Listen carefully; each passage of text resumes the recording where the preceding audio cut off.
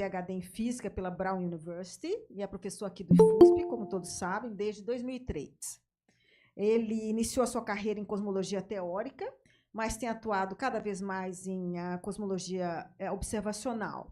E, além da sua participação no JPAS, onde ele lidera a campanha de cosmologia com quasares, em colaboração com Survey With, ele também tem trabalhado em combinação de levantamentos de galáxias e observações de ondas gravitacionais. O palco é seu. Obrigado, Cláudia. Tenho o meu microfone aqui. Olá a todos. Faz um tempinho que eu não falo. Oh, sorry. In English, huh? Yeah. Okay. It's been a while that I haven't talked here in IAG. It's always a pleasure.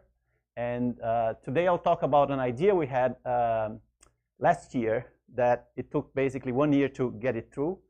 And I think it will be an amazing way to measure distances in cosmology, a very new way of thinking about this. And bear with me, there will be some technical work before we get there, but we'll get there, and it's a very simple idea. So I'll bother you with some mathematics before, but then later the intuitive idea behind this new way of measuring the expansion rate of the universe will become clearer, okay? So this is work that I've done together with my, was this a pointer?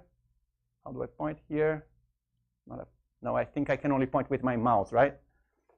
Anyway, so this is work done with my two students, João Ferri and Ian Tashiro, but also in collaboration with Isabela Matos, who is a postdoc at the IFT, Miguel Quartin from CBPF, and Ricardo Sturani also from the IFT. So let me start here with saying what I think is the future in many areas that look at the universe at large, which is to look at the different types of probes, tracers, and messages that we receive and trying to integrate them in a single view of the universe. And we can start with the usual traces that we know about, red elliptical galaxies or blue spiral emission line galaxies, quasars. You can think about intensity mapping or neutral hydrogen, supernovas. You notice that there is not a, we just gather what we can see, and then we try to do the best with what we have, right? So this is the way in which we measure many of these traces. Of course, most of it is in light, optical infrared, possibly also high-energy cosmic rays or gamma rays, radio, and other wavelengths of electromagnetic signals. And we can see galaxies up to redshift of about 2, quasars to much higher redshift because of the Lyman alpha line. Neutral hydrogen with these surveys of 21 centimeters, you can see potentially to very high redshifts. You can also get supernovas because they, in principle, would allow you to measure the distance, but they depend on these very, very sensitive, delicate calibrations of their distance modulus. You can see them realistically up to redshifts of about 2. That's how we find them. That's how we can measure them. But now, more and more, we are being able to capture gravitational waves from coalescing binary pairs of black holes and neutron stars. And right now, we are seeing this up to redshifts of about 1, possibly 2 in the next couple of years with run 05 of the LIGO. But very, very soon, we will be able to detect gravitational waves from these mergers, mainly of black holes, up to redshifts of 20 or so. Notice that what you have in mind is probably dominated by the neutron star merger of 2017, which is at very low redshifts. And in fact, if you look at the numbers of the new detectors and do the math, you realize that neutron stars, even though they are super interesting, they will be limited to low redshifts, typically. So this is what we have, and that's a very new idea, because now we can kind of look at the whole of our visible universe, and we can reach much higher in redshift. So this is a plot here. This is actually a painting by this guy here, but I think it's very nice. Looks here. This is basically all the observable universe. And this is kind of redshift here. So this is maybe redshift 1, 10, 100, 1,000, something like this. And the interesting thing is that for pretty much all of these traces and probes here, we are limited by the fact that we have a galaxy in between, and we cannot see behind the galaxy, right? It's right there. But for gravitational waves, the galaxy is completely irrelevant. In fact, you could have a galaxy made of solid lead that you would still see the same thing. So basically, you see the entire universe. You're only limited by the geometry of your detectors. That will be important for later. Now, what do we do with this? Well, as a cosmology, I like to try to extract some cosmological information from the positions of these probes and tracers. And what we do is that we construct maps. So we do this with galaxy surveys like Sloan Digital Sky Survey or DESI or S+ or JPass or anything like this. And then we try to measure the relative distances between them. And that gives us information about what was the initial density field of the universe, how it evolved with time, how gravity acted to attract things together, because that's what gravity does, right? So in time, the positions of these galaxies, they get closer together. And we can observe this as a function of space and time. And then we can plot this with some summary statistics like the two-point correlation function, which is just literally these histograms of these distances here between these galaxies. We can also do this in Fourier space. So we basically do a Fourier transform of this field here, and we measure the two-point function in Fourier space, which is called the power spectrum. So these are the usual observables that we try to, from which we try to observe, capture cosmological information. So this is kind of what we are used to think about. So it has information, for instance, on the amount of matter, which changes the peak here of the power spectrum, for instance. But it also has information about the amount of baryons in the universe, which changes the impact of these oscillations here called the baryonic acoustic oscillations. So this is all stuff that we try to extract from an observation that gives us points like here, right? So this is what we usually try to extract. But we never extract directly, at least, information about the expansion rate of the universe from these large-scale structures, except perhaps on the scale of these baryonic acoustic oscillations, which is a different issue that maybe was discussed here in some seminar before, but I'm not discussing here. So, okay, so what is that observable? So that's basically some two-point function in Fourier space. We measure the power spectrum. There's always some noise here that in your measurement. The issue is that whenever we do these kinds of measurements in practice, it can be correlation function, can be power spectrum. What we are implicitly doing, and I'm not sure you can see this here, but this is kind of a cube here, okay? Is that we have our map of our survey, our map of the universe, and we build a box, and we say inside this box we have a homogeneous sample of whatever traces we have. And then we say everything in here is basically at the same time, and I treat them in the same way. Now, it turns out that for cosmology you need volume, so you need a large range. So it means that when you're looking at a galaxy which is close by and one which is a bit more far away, you're talking about maybe 1 billion years of evolution between those two. So you're doing statistics which is kind of weird because you're mixing up things at very different times. So what you actually want to do, which is relatable to what you actually observe, is to start from where you are, and then you observe whatever probes and traces you have in your past light cone, so in redshift, say, right? And then that's what you observe, and the trick here is how do you actually turn this into something which is treatable? And I'll show you that it's actually pretty hard to do this, but there is a way forward. And that was part of the work that we've done. So there will be some math. This is part of that math that I told you about, that before we go to the interesting stuff, the most interesting stuff in the seminar. So people usually take redshift slices of, say, between 0.2 and 0.4, between something like this, right? So we're talking here about order of 1 billion years of evolution between the closest part of that same slice and the farthest part from that slice. So what we need is a description of the universe in the past light cone. Okay, so this is instead of a 3+1 view of the universe, which is impossible, right? Here is a 2+1 view. So each one of these sheets here is a single time. So that's what we call time equals constant hypersurface. And we are over here at the peak of this cone, and this is our past light cone here. And this is what we actually observe. We look back into space, we're looking back into time, and then we can capture within some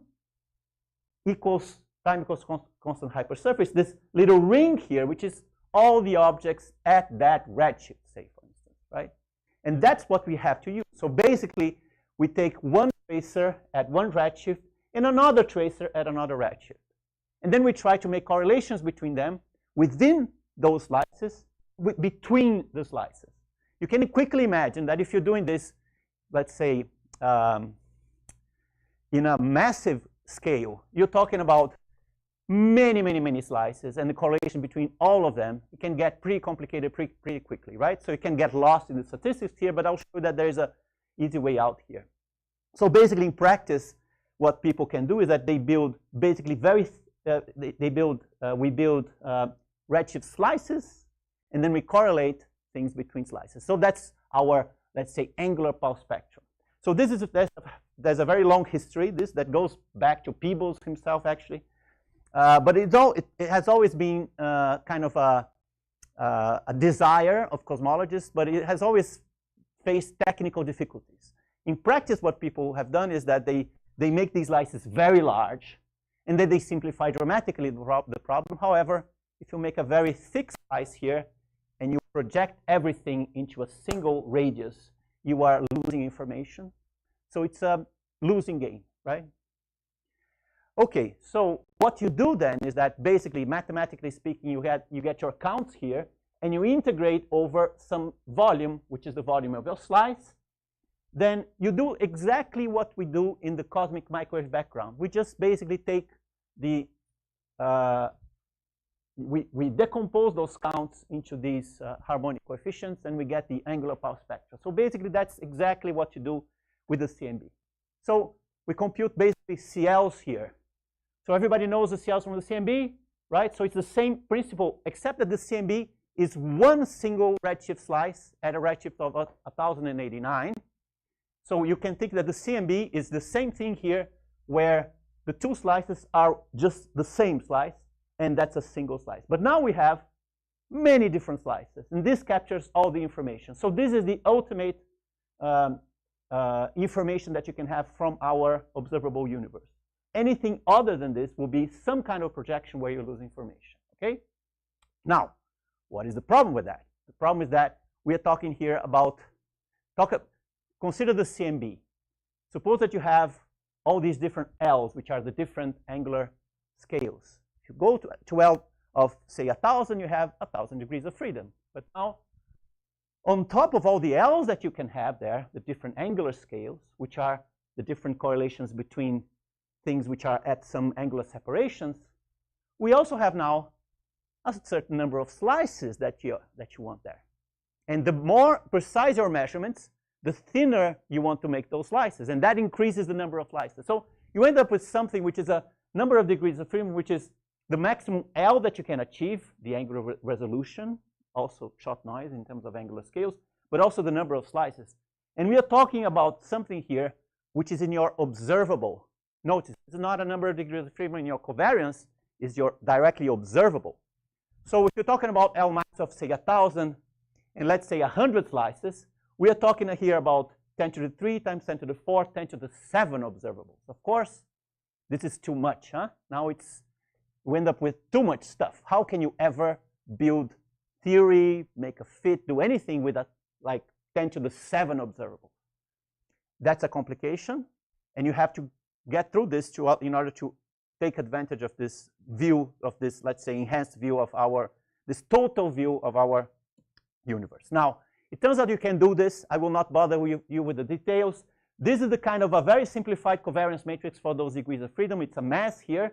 And you look at this and they say, okay, there's no way that you can treat this in any way that will make sense. But there is a way out. Believe me, this is how we started to get into this game. So it's in this paper, how you actually treat this into basically into a chi-square. So basically, there's a way of treating all of this math in a Gaussian approximation, and you can make corrections. You can do this even including redshift space distortions.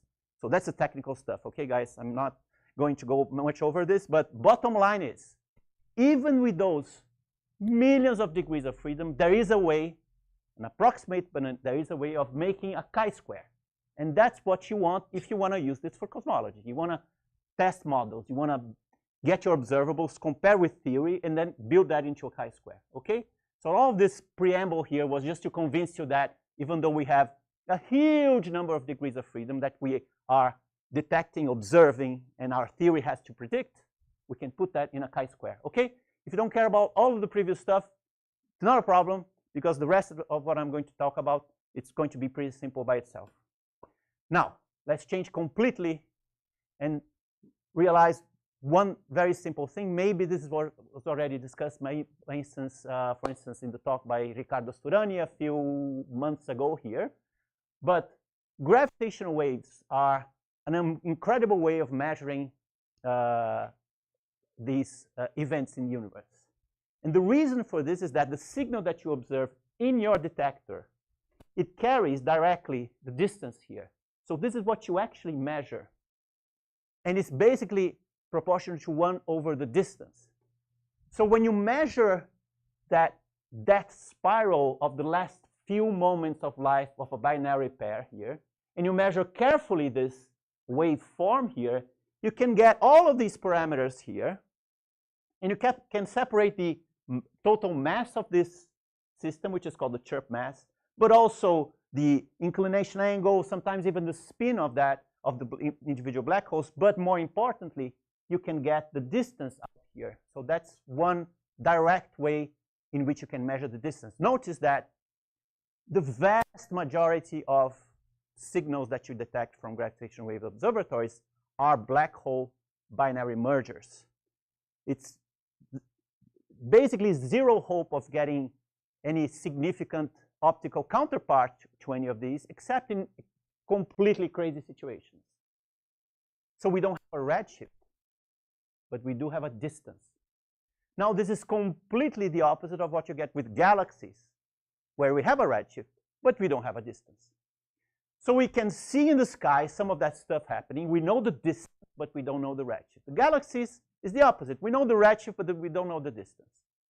So, of course, you can gain a lot by combining both of them. Let me just, before I go into this, let me just tell you that the situation is already very interesting, because we have literally hundreds of these binary mergers detected. But it will improve much more very soon. So LIGO is becoming better with time, improving the accuracy. And in 2028, it's going to start its run 05, where it's going to basically double the reach in volume where you can see stuff. So the rate of detections will more than double in the next, 3-5 years. Not only that, but there are many other, now that we know that there's stuff out there to be detected, there's a whole thing about the masses of these systems, which is a surprise. Everybody was thinking that will be dominated by, low mass systems, like, 2, 3, 5 solar masses, but the vast majority is actually much higher, masses much higher than this. Nobody knows exactly how this comes about, but that's another topic. We know that there is lots of events out there to be measured, and we are right now just limited by the shallowness of our detectors. So we have two main facilities which are being planned right now. One of them is called the Einstein Telescope, which is going to be in Europe. It's already, some initial funds are already dedicated to this. I'm part of one Brazilian group that participated in the Einstein Telescope, let's say, exploratory system. It's going to be well, there's some designs, but the main design is based on a triangular-shaped interferometer, very much like LIGO, but instead of being, this is LIGO over here, so this is a 4-kilometer arms. This is going to be 10-kilometer arms triangular shape. It might be, instead of one triangular shape of 10-kilometer arms, might be 2 detectors like LIGO, but separated by maybe 1,000 kilometers, but that's still being decided. And in the United States, there's this Cosmic Explorer detector being planned for also the next 10 years or so. So we're talking about, in the next 10 years, multiplying by a factor of 2, 3, 4 orders of magnitude the number of mergers that you observe and the depth. We're going to see up to redshift of 10, 15 in gravitational waves. That means all over the universe, right? So that's the situation, right? Okay, now think about this. Let's go back to our basic facts here. We observe galaxies through, we know the positions in the sky, very precisely, of course. And we know the redshifts. They can be very precise as well. So this is how you would think of a map of galaxies. A galaxy survey, it looks like this. We know the redshift here, and this is angle right? And we can map in redshift space their positions. Now, we will have hundreds of thousands, perhaps millions of mergers of black holes detected in the next generation surveys, and already by LIGO, Virgo, and CAGRA. And this is what they would see. They would see these mergers, which are much rarer, of course, much more rare than galaxies, but we see them in distance. We also don't see them very well we don't resolve their angular positions very well, because, you know, the interferometer is not like a telescope. You have to reconstruct where it came from, so you have to combine all these waveforms and the different phases and so on. So the positions here are not very precise, neither this way or that way, so it's nothing like the precision of redshift and angle position of galaxies, but nevertheless, it is a map over distance. So now the question is, what happens if we join those two together, right? Now, there are many things that you can think about here, right? First of all, you can question, I went too fast over here with my bullet points, but you can question, what about the distance to the black holes, right? Now, as opposed to supernovas, Cepheids, or anything like that, the distance to a gravitational wave from the waveform is something you can compute in an undergraduate course in general relativity to first approximation. It is the hydrogen atom of relativity. There's no way that we can get this wrong, and we know already because we tested it in the very few cases where we knew the redshift and the distance. So this is safe. The only question is the accuracy with which you can measure them, right? Now, the other thing is that they are rare, and their position is kind of fuzzy because we don't have very good accuracies. But if we have enough of them, we can ask the following question. Now, if we know what is the way in which you map redshift to distance, when you make that matching, you can get it wrong. One of them is larger than the other. And these things will appear misplaced. Now, suppose that you are an experimentalist, you want to try to join these two maps together, and you can just move a button here where you make this larger or smaller, or this larger or smaller, by tweaking the cosmological parameters. That's what it would make, right? So you remember that luminosity distance is basically a function of the the amount of matter, lambda CDM, and so on, right? So you can crank a button and make these figures match, and then you suddenly find the right combination, and then those two maps, they match. Whenever you see a big cluster of galaxies, you also see more black hole mergers. So this is what I showed here in this picture here. There's a coincidence that happens when you get it right. And I'll show you in a picture that's very simple, okay, in a few minutes. But before I do this, it was going too quick. Oops, how was it? All right. All right. How can you use this information in some very simple ways before I show you the best way? Because we have the best way, and these are the not so great ways. So first of all, you can think, okay, forget about not having a redshift for the gravitational wave events. We have a kilonova, right? Sure, we have so far one kilonova. Maybe we'll have more. We probably should, but you know, we're still limited by the inaccuracy and the distance of those events. We don't see them very well. So for instance, for the kilonova, LIGO by itself could only see something like this region over here. We got lucky with this kilonova because we saw also a gamma ray burst that was detected by Fermi, but the angular localization was basically many hundreds of square degrees uncertainty, right? The distance to that kilonova was also measured with some accuracy, which is of order 25%. This will probably not change too much with the future detectors. We can get it down to maybe 5% or so for individual kilonovas, right? And then you can ask what would be the distance in megaparsecs to that event by varying, for instance, the value of the Hubble constant. And then you have one data point here, which is basically this. So that's a very simple way, direct way. That would be amazing if we had not one, but a few more of these kilonovas. That's for sure. That's a sure way of getting the Hubble constant and the expansion rate by comparing the distance to the redshift for a kilonova where you know where it's coming from, right? So that's one way. And these are the limits here. I think everybody saw this when it came out. It was a big splash. It's amazing measurement. So this is basically these are the constraints from the cosmic microwave background. These are constraints from the that you get from Cepheids and supernovas, and this is what you get from that single kilonova in 2017, right? By the way, you can see here the so-called Hubble tension here, right? Everybody knows this. So this is basically from cosmic microwave background. You extrapolate a high redshift measurement to today, and you see something like 67. But then if you measure this directly in the local universe with Cepheids and supernovas, you get something like 72 with a small error bar.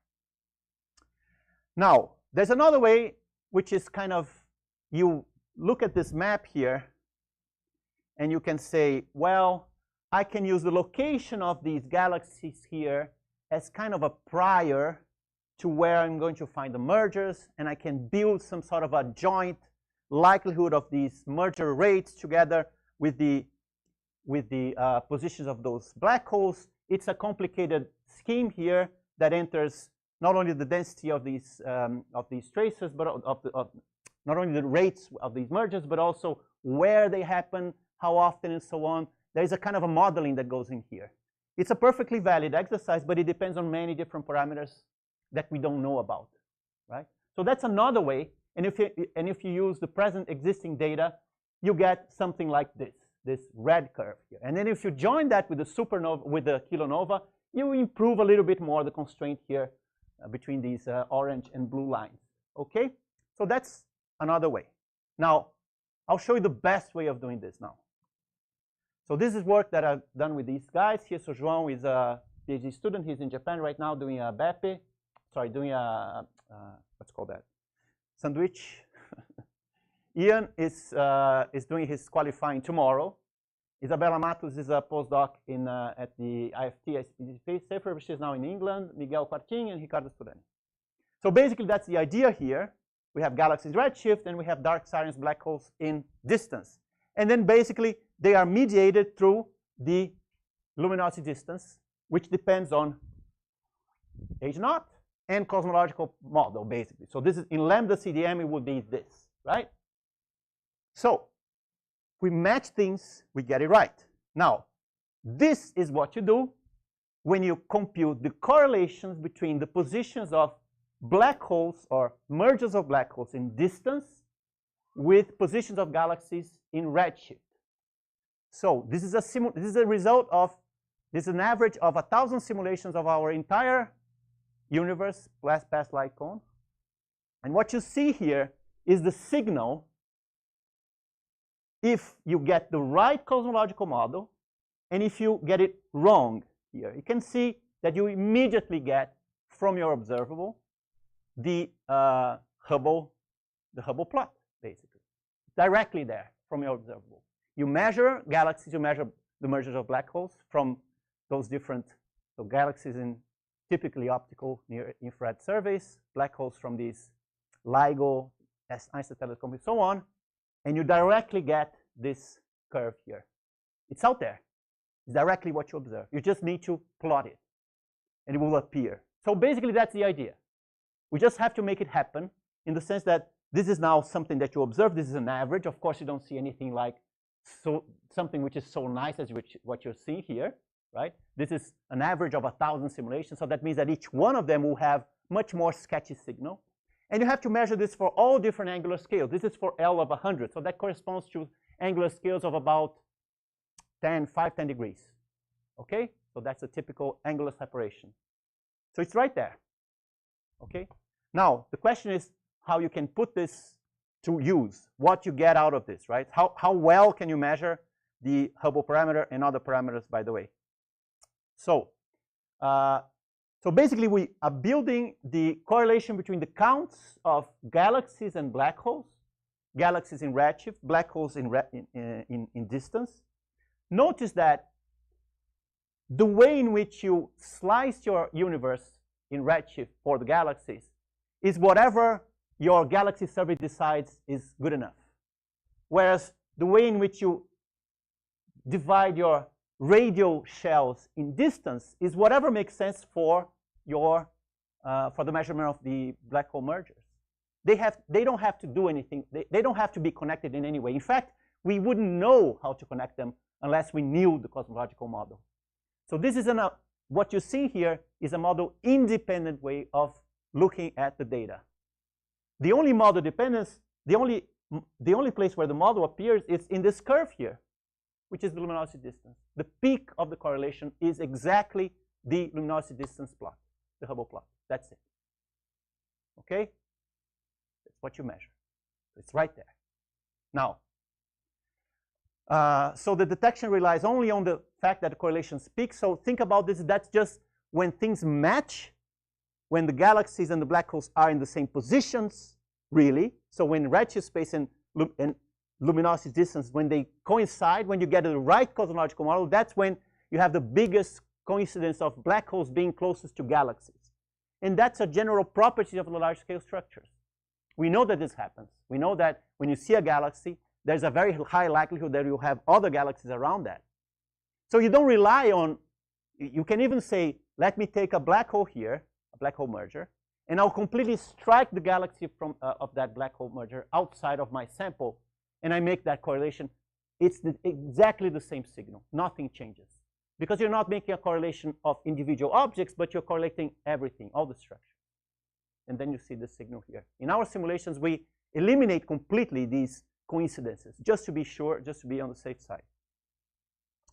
So we also realized, as we started to make these simulations and get these results, that it's much more model independent than we could have hoped for, because these are simulations, of course, right? So whenever you make a simulation, you're wondering if you're simulating this right, because you could get it, you could be modeling things in a simple, naive way, especially if you're doing large-scale structure and you're talking about the small-scale stuff, because you're not never calculating things completely right. Yeah, right?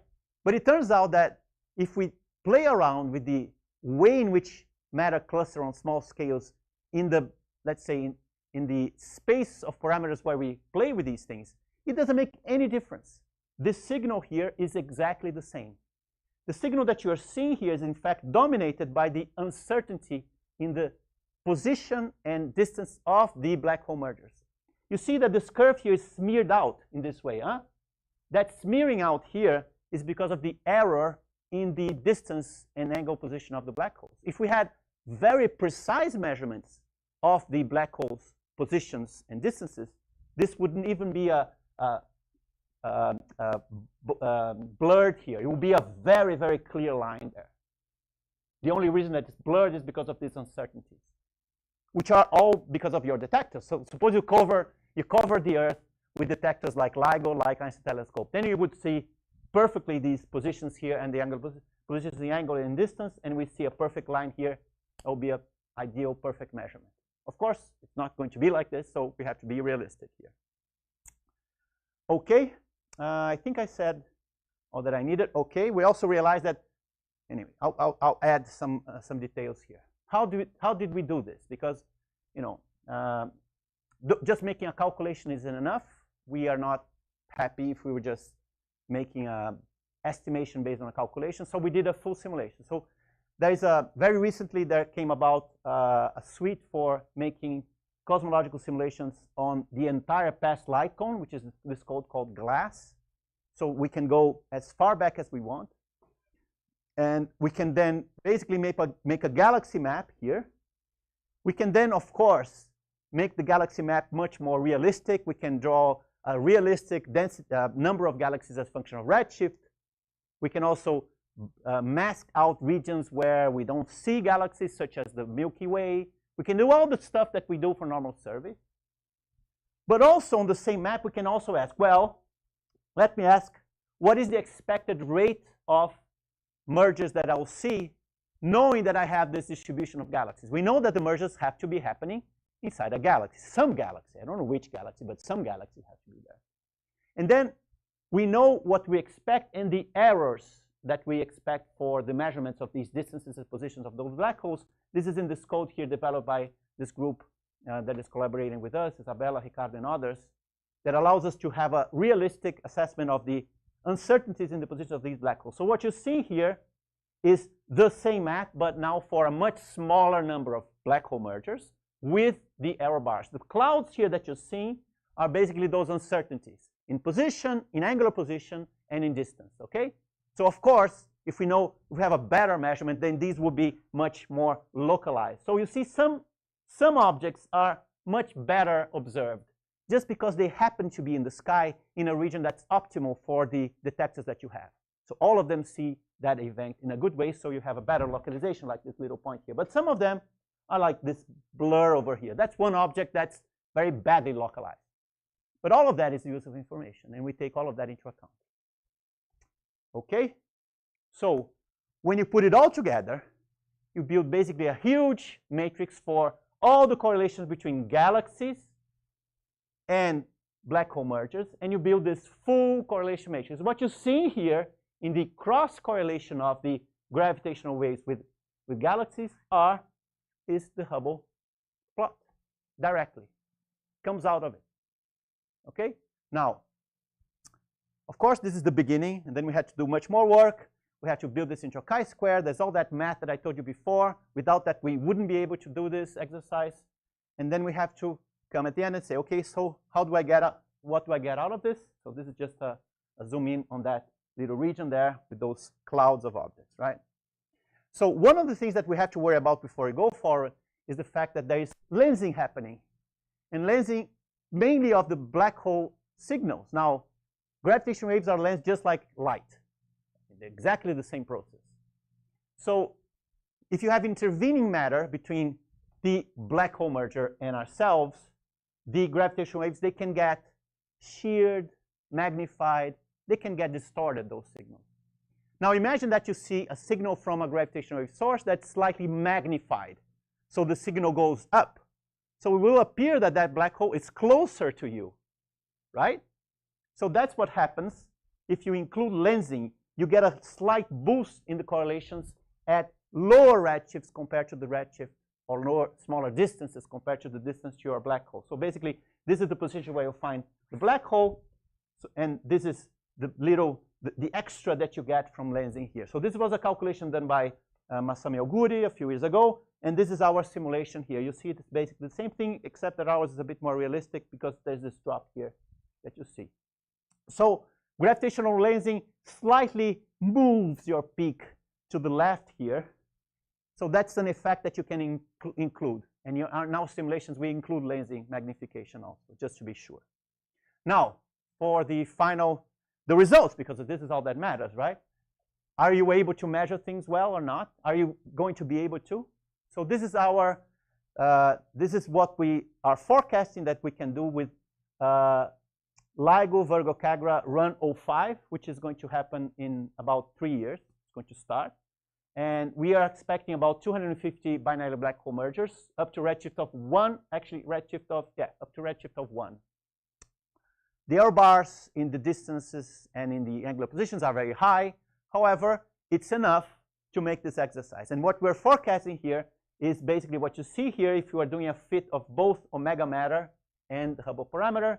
So this is an error of about 5 here if you let everything run free. And it's an error bar of about 1 in H0 if you fix omega matter. So if you combine with any other constraint on omega matter, for instance, you might be able to get from this measurement order 1% or a few percent measurement on H0. That's in the next 5 years from this test here directly. We are being overly conservative here in many ways. We're considering a galaxy survey which has many less galaxies than you expect even today.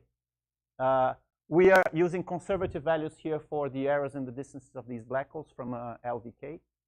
And we are also limiting our analysis to, we are not including all angular scales. We are cutting it somehow. So we're doing several steps where we believe that this is a conservative estimate, but of course, you know, it's a conservative estimate for a simulation. In reality, it's always going to be something in between. Now, what do we expect to see in the next 10 years when you combine, for instance, LVK plus Einstein Telescope? Then what you see is this line here, so we can measure the Hubble parameter to a precision which is about 1, even with omega matter included. And if you look at the next 10 years or more with Einstein Telescope plus Cosmic Explorer, you're talking about an error bar of about 0.5 in H0. Now, it's not only about the error bars here. By the way, let me just go forward, and you can even make more ample cosmological parameter search and include dark energy parameters like these here, and it will make your error bars a little bit larger. But just to be sure here, it's not all about the error bars only, because the error bars, I mean, what's behind the error bars, right? The point is that these measurements, there's nowhere in these measurements where we have used a model for to draw these constraints here, except in the way that we forecast these angular power spectrum in terms of these cosmological parameters. It's a completely soft way. So we are masking out the galaxies. We are using the realistic black hole positions. There is no place in our simulations and our method where there is a hard way in which systematic effects go into place. There's no calibration of anything. We don't need to assume a certain number of black holes or galaxies. We just take it whatever it is. There's no modeling of the number of objects, and basically the shape of our signal, which is this here, right? That shape here is basically insensitive to anything that we do. You can change entirely the cosmological model. You can change the shape of the power spectrum. You can change the places where the galaxies are. There's always going to be a peak over here. That is not changing ever. So it's very hard to see, although you know how it is. People have staked that reputation on much less certain things, but you can. I fail to see where we could find a significant source of systematics in these measurements, as opposed to both CMB, which is totally a model-dependent constraint on H0, and H0 from Cepheids and supernovas, which depend on calibrations, which nobody really understands. I mean, they are there. You can believe that they work, but nobody knows what they are really, right? So this will be an independent way. And of course, I wait I mean, we are just in the beginning of this, and I'm still exploring. We're still exploring, but I fail to see where there is a strong place where systematics would play a role. So when we look at these error bars here, right, I believe that as opposed to many other measurements where systematics behind can change things completely, in this case, we are failing to see where there is a significant contribution from systematics. So that's what we mean by a robust cosmic standard ruler. By the way, this is a paper that should have appeared this week, but we were delayed by internal refereeing from the Einstein Telescope and LIGO collaborations, but it will come out this week or early next week. So that's the end of my talk. Thank you.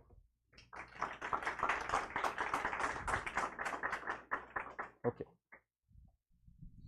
Thank you very much, Raul, for the wonderful talk. Very clear. I'd like to know if anybody would like to ask questions. Laerte, first one. You are speaking about using spectroscopy redshift. Good question. So, Because otherwise, right. So in this plot here, I don't know if you can see this now, but we're using redshift bins of 0.01. Okay. Now, these are completely dominated by the errors in the distances of the black holes, which are of order typically much, much larger. So they are smeared out.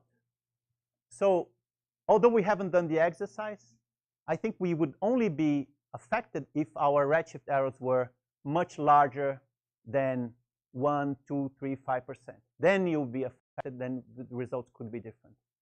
So by the way, in the whole simulation that we have about 30 million galaxies up to redshift of 2, which is not a lot. We will get much more than that even from DESI on a much smaller area.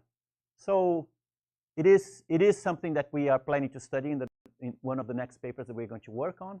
But I think because of the errors in the black hole distances and angular positions, the photoses of the galaxies will be much subdominant, although I cannot tell you for sure. So we could use photometric surveys with many more galaxies, and I don't think the impact would be larger, but it's still something we need to confirm. Can I just ask one, because it was very close to yours? Maybe it was the same question. Right. Because you said in your last slide what's going to happen in the 5 years and 10 years in the gravitational wave side, but you didn't say anything about the optical. So you are happy with what we have right down in year 2024 with your galaxy side? No, I'm not, because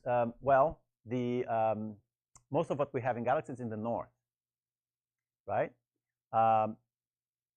The gravitational waves, we see them all over the place. There's no mask, basically. There's regions where you can see it better, and we have a figure in the paper that we're preparing where you show this, but I don't have it right now. But basically, there's a slight preference. There's some regions in the sky where you can see, in general, with better accuracy, those mergers, just because of the places on Earth where the detectors are, right? So there's an axis here, which is kind of the equator when you put all of these detectors together, where you don't see those distances very well. But apart from that, you see these events everywhere. Now, galaxies are not the same. We sure don't see them behind the galaxy, because behind the Milky Way. And we have right now a situation where we have much better coverage in the north, but less coverage in the south. So ideally, what we want is a survey which goes to redshift of at least 1, perhaps 2, that also covers the south. Because then you can get, what we are seeing on our simulations, that we stopped for Einstein Telescope plus Cosmic Explorer at redshift 2.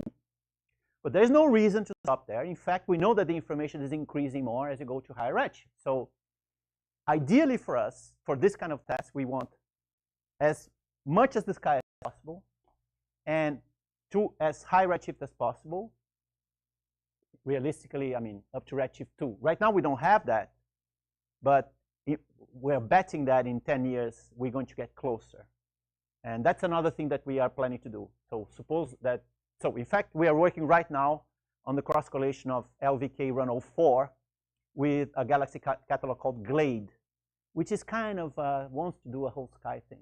Not really whole sky, but it's kind of enough. But right now it's sufficient because LVK run 04 is only limited to redshifts much smaller than 1, in fact. So it kind of works in there, but in the future we want better surveys, deeper, and in the south, which we don't have right now. Thank you. That's the answer we wanted, right? Yeah, yeah.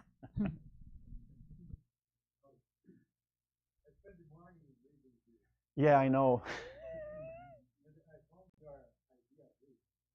By the way, just a disclaimer. We had this idea last year. We started working on this, and then months later we realized that somebody else had already thought about this. It's like this. But they had thought about this like, oh, maybe there's this thing. They wrote a paper which was some analytical calculations. Didn't convince really many people, but it was out there. So it wasn't fully original, unfortunately. Although it's, you know, when you see this plot, you immediately realize what it means. Like, oh, it's there. So, yeah. Anyway, sorry, interrupted you.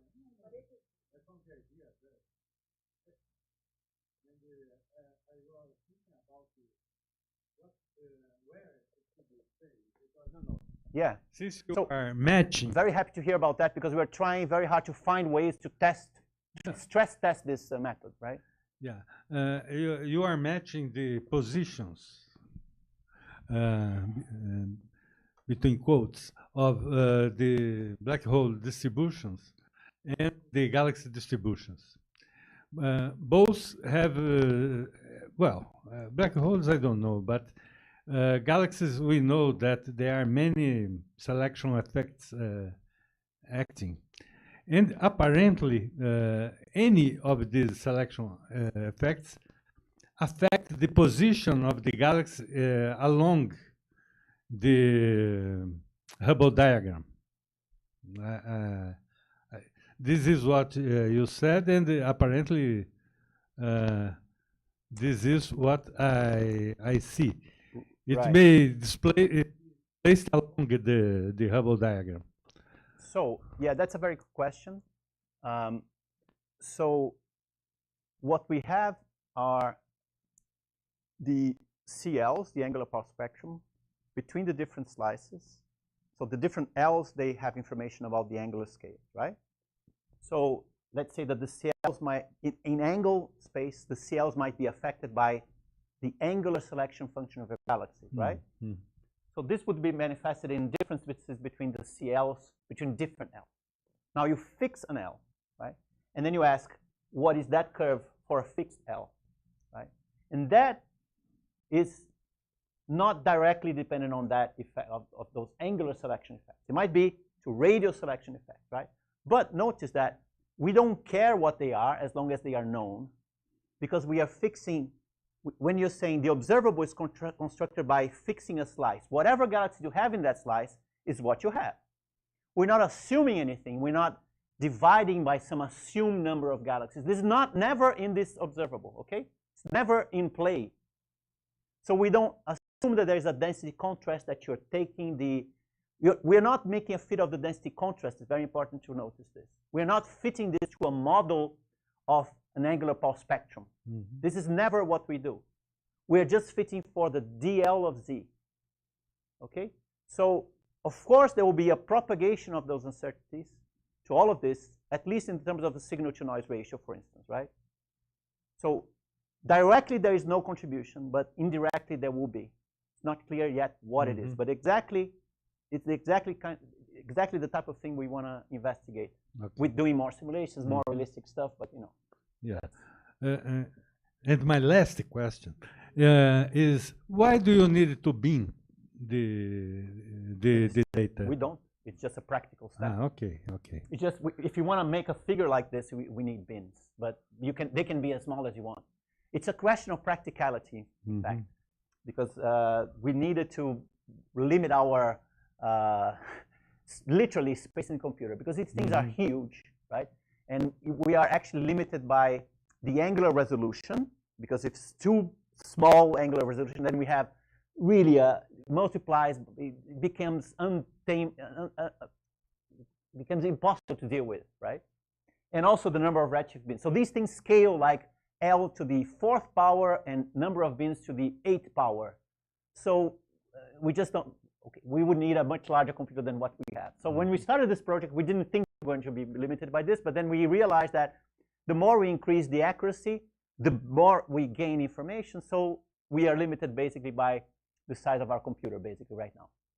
It's not a limitation to prove that the method works, but we can get, so our estimates are conservative because we were limiting our simulations to a certain radial resolution and angular resolution, which is for sure smaller than it needs to be, larger than it needs to be. Okay, thank you. Thank you. I would like to know if anybody else would like to ask a question. Yes, Yuri.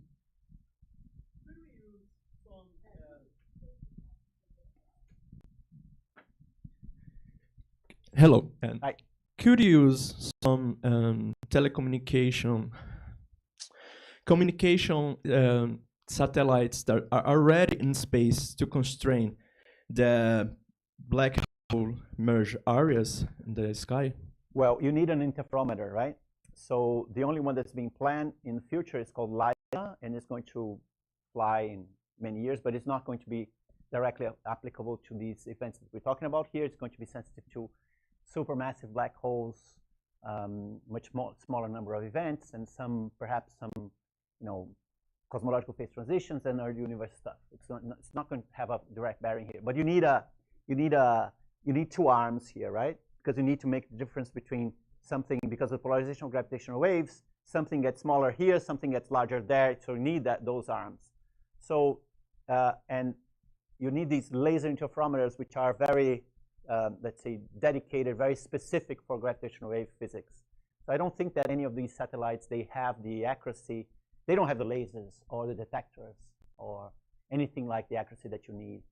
We're talking here about science that is going to be done on Earth, not on space. On space is a different game for a different regime, for different objects. This is a game that's going to be played with detectors on Earth. We don't need to go to space. Space is only if you need to go to extremely low frequencies, that's supermassive black holes, early universe gravitational waves, that kind of stuff. Then you need to go to space.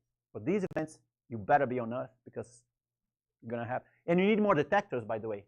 We started this and we realized that we thought, well, there's no way that LIGO is going to measure anything because it's just a few events. How can you get information from just a few events? And then we realized that no, actually you can get something. And the interesting thing is that this is what we did this constraint here for LVK plus Einstein Telescope, which is over here late. But we didn't know that it was going to help. But it does help a lot. So this is much better. So the scale is totally different here, you realize. So this is like 10. This is 1. Sorry, this is 1 over here, right? So we realize that with, let's say, current technology detectors, in combination with one detector, which is better, improves already a lot the accuracy or determination of the positions and of these black hole mergers. So we're talking about a game here that doesn't need a huge number of huge facilities in space. We're talking about facilities on Earth, and many small ones will play a very important role in determining the positions of these objects. So they are not, it's not like we're going to end LIGO, close it down, doesn't work anymore. No, it helps a lot, at least for this science here. So more LIGOs would even help even more, again, for this science case. Okay, thank you. Thank you. Anybody else would like to speak? Yes?